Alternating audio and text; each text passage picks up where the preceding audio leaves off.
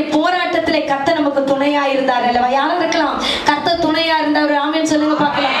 அல்லேலூயா, அல்லேலூயா. கர்த்தருடைய பரிசுத்த நாமம் மகிமைப்படட்டும்.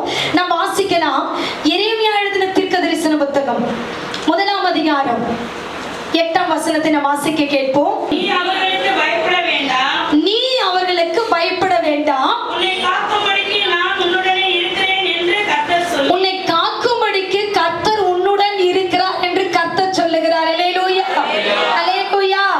அருமையான தேவனுடைய பிள்ளைகளே, இந்த மாதம் கர்த்தர் உங்களுக்கு வாக்கு பண்றாரு, நீ பயப்படாத, உன்னை காக்கிறதுக்காக கர்த்தர் உன் கூடவே இருக்கிறார். உன் கூடவே இருக்கிறார். நீ படுத்தா உன் கூட இருக்கிறாரு, நடந்தா உன் கூட இருக்கிறாரு, நீ அழுதா உன் கூட இருக்கிறாரு, நீ தனிமையில் இருக்கும் போது ஆண்டவர் உன் கூட இருக்கிறார். நேற்றைய தினத்துல அதிகாலையில சபையில நேற்று நான் ஜெபிச்சுட்டு இருந்தேன் 4 மணிக்கு.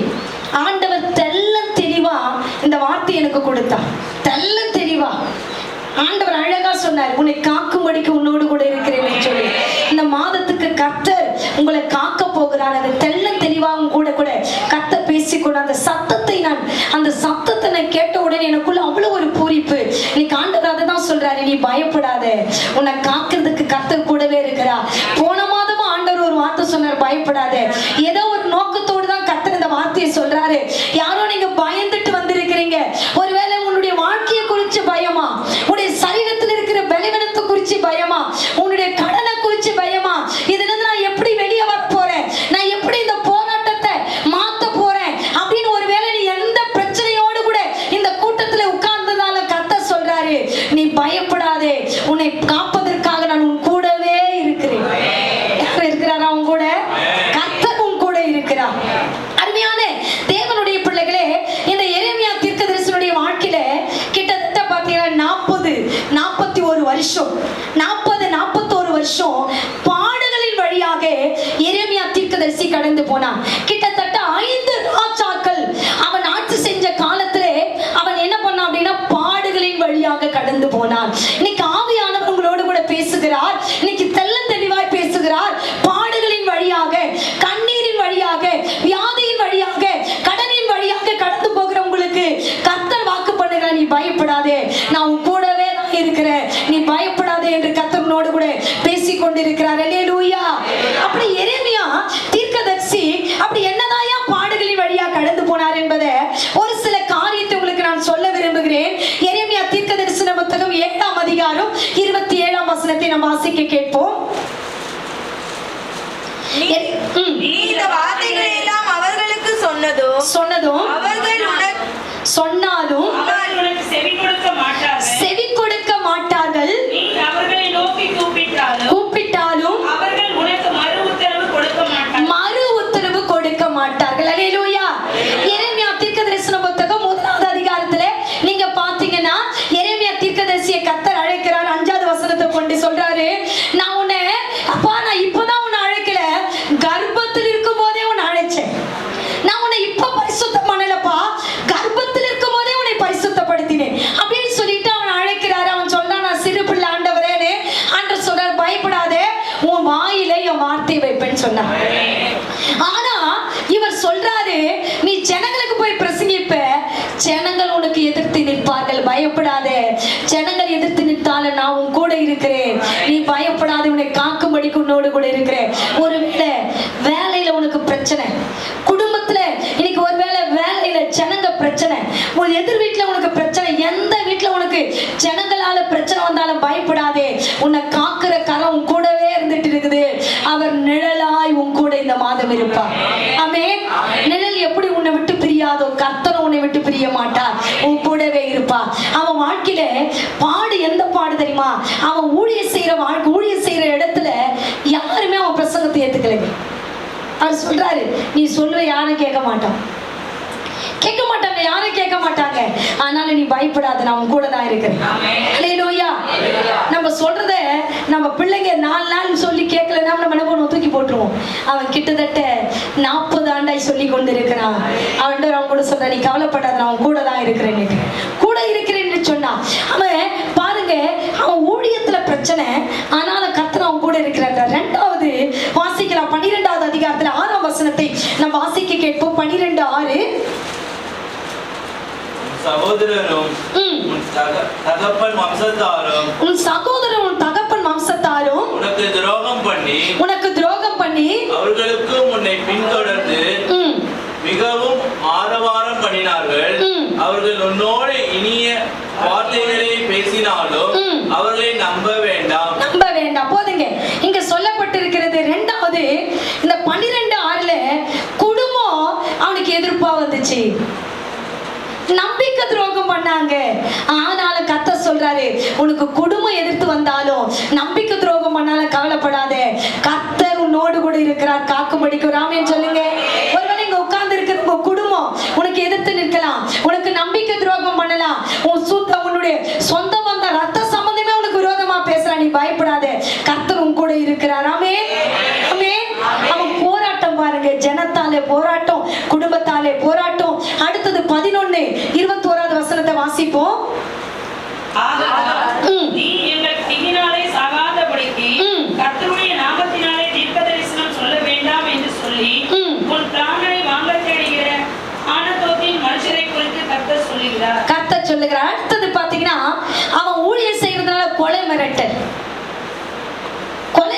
26:8, 36:23 இதெல்லாம் நீங்க பாத்தீங்கன்னா அவனை கொலை மிரட்டல் பண்றாங்க, அவனை கொன்னுடுவேன்னு சொல்றாங்க, அவனை அடிக்கிறாங்க, அவனை காயப்படுத்துறாங்க. ஆண்டவர் சொல்றாரு, உன்னை அடிச்சாலும் கொலை மிரட்டல் பண்ணா நீ பயப்படாத, நான் உன் கூட இருக்கிறவனை காக்கும்படிக்கு. அல்லேலூயா. இன்னைக்கு ஒருவேளை உன் வாழ்க்கையில மிரட்டல், உன்னை பிசாசு மிரட்டிட்டு இருக்கலாம், பிசாசு தேவையில்லாத சிந்தை உன் வாழ்க்கையில கொடுத்துட்டு இருக்கலாம், நீ அவ்வளவுதான், உன் குடும்பம் அவ்வளவுதான், உங்க வாழ்க்கை அவ்வளவுதான், அவ்வளவுதான். பாத்தியா, நீ கர்த்தரை நம்புற, கர்த்தருக்கு பின்னாடி போற, உன் வாழ்க்கை எப்படி இருக்குதுன்னு பிசாசு உனக்குள்ள சோர்வை கொடுத்து இன்னைக்கு மனுஷன் உன்னை இன்னைக்கு சோர்வுக்குள்ள நடத்தி கொலை மிரட்டுக்குள்ள நடத்தினா நீ கவலைப்படாத, கர்த்தர் சொல்றாரு, நான் உன்னை காக்கும்படிக்கு உன் கூட இருக்கிறேன். ஆமென் சொல்லிடுங்களேன். காக்கும்படிக்கு உன்னோடு கூட இருக்கிறேன். இவன் என்னென்ன பாடுகள் வழியா கடந்து வந்தான்னு பார்க்க போறோம். அடுத்தது 20வது வசனம், 20வது அதிகாரத்துல 2ஆம் வசனத்தை வாசி கேட்போம். எரேமியா தீர்க்கதரிசியை பஸ்கூர் அடித்து அவனை கர்த்தருடைய ஆலயத்திற்கு பென்யமீன் கோத்திரத்தாரை சேர்ந்த மேல் வாசலில் இருக்கும் காவல் அறையிலே போட்டான். அல்லேலூயா.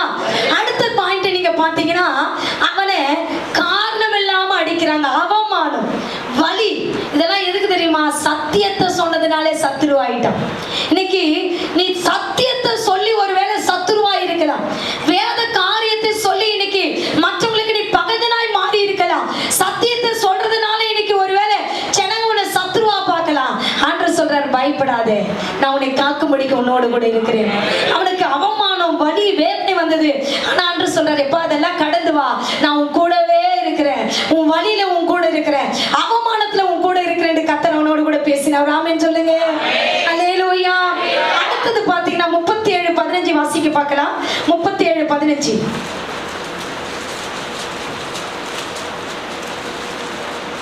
அப்பொழுது பிரபுக்கள் எரேமியாவின் பேரில் கடும் கோபம் கொண்டு அவனை அடித்து அவனை சம்பிரதாயி யோனத்தானுடைய வீட்டில் காவல்படுத்தினார்கள்.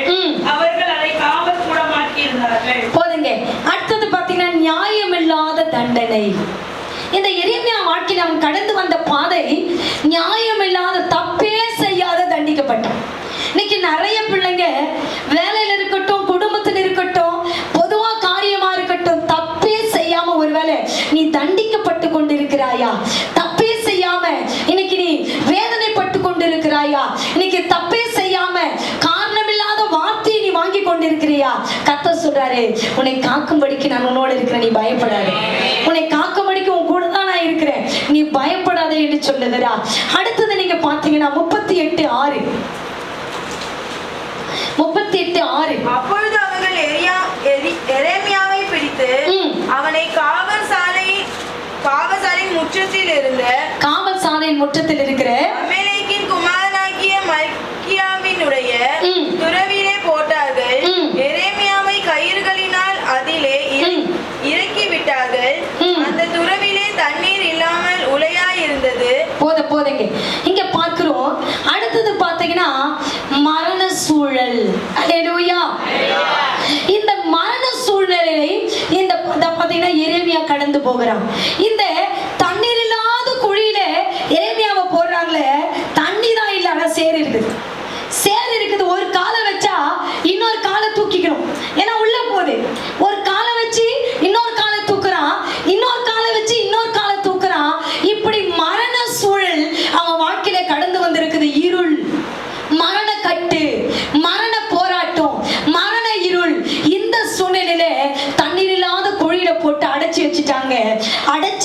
போது ஆண்டவர் சொல்றாரு, உன்னை காக்கும்படிக்கு நான் உன்னோடு கூட இருக்கிறேன். மரண இருள் உன்னை சூழ்ந்து வந்தாலும் நான் உன்னோடு கூட இருக்கிறேன். தாவீது சொன்னது போல நீங்க சொல்லணும், மரண இருள் என்னை சூழ்ந்து வந்தாலும் கர்த்தர் என்னை பாதுகாப்பார். அல்லேலூயா. மரண கட்டுகள் உன்னை சூழ்ந்து வந்தாலும் கவலைப்படாதே, இந்த மாதம் கர்த்தர் உன்னோடு கூட இருந்து உன்னை பாதுகாப்பேன் என்று உனக்கு வாக்கு கொடுக்கிறார். அல்லேலூயா, அல்லேலூயா. அடுத்தது எரேமியா தீர்க்கதரிசன புத்தகம் 16ஆம் அதிகாரம் 2ஆம் வசனம்.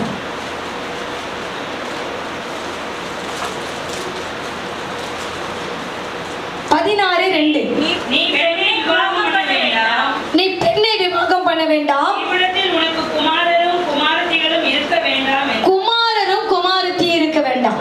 நல்லா கவனிக்கணும். நீங்க முதல்ல ஜனங்களால ஊழியம் செய்யற இடத்துல எதிர்ப்பு, இரண்டாவது குடும்பத்தால எதிர்ப்பு, மூணாவது கொலை மிரட்டல், நான்காவது அவமானம், வலி, வேதனை, அடுத்தது நியாயம் இல்லாத தண்டனை, அடுத்தது மரண கட்டு, மரண சூழ்நிலை. இதெல்லாம் இப்போ நமக்கு பிரச்சனை பாடு வரும்போதெல்லாம் நமக்கு நெருங்கினவங்க நல்ல சத்தியத்துக்குள்ள இருக்கிறவங்க கிட்ட ஆலோசனை கேட்போம், கஷ்டத்தை சொல்லுவோம், அழுவோம். இவனுக்கு சொல்றதுக்கு கூட ஆள் இல்லை. ஏன்னா இவனுக்கு என்ன ஆகல, கல்யாணம் ஆகல.